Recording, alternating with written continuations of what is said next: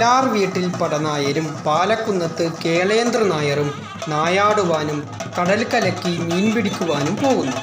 നായാട്ടിന് പോയിട്ട് ഒന്നും കിട്ടാതെ അവർ കരിങ്കുലക്കണ്ടത്തമ്മയുടെ വീട്ടിൽ ദാഹമകറ്റാൻ വെള്ളം ചോദിച്ച് ചെല്ലുന്നു. അവിടെ നിന്ന് ഭക്ഷണം കഴിച്ചേ പോകാവൂ എന്ന് കരിങ്കുലക്കണ്ടത്തമ്മ പറയുന്നു.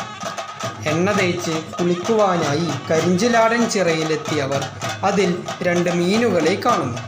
എന്നാൽ ഒരു വിധത്തിലും അതിനെ പിടിക്കുവാൻ അവർക്ക് കഴിയുന്നില്ല.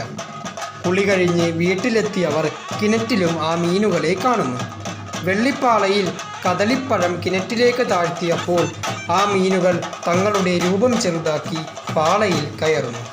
കരിങ്കുലക്കണ്ടത്തമ്മ മീനുകളെ കറിക്ക് വേണ്ടി മുറിച്ചപ്പോഴാണ് അവയുടെ മായാരൂപം കാണുന്നത്.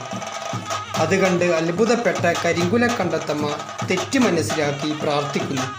ഈ 2 മീനുകളിൽ ഒന്ന് ശിവചൈതന്യവും മറ്റൊന്ന് വിഷ്ണു ചൈതന്യവും ഉള്ളതായി.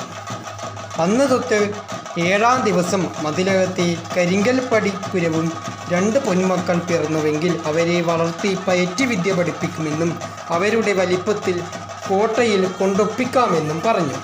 അതുപ്രകാരം 7 ദിവസത്തിനകം 2 കുട്ടികൾ പിറക്കുന്നു. അവരാണ് തെക്കൻ കോമപ്പനും തെക്കൻ ചാത്തുവും.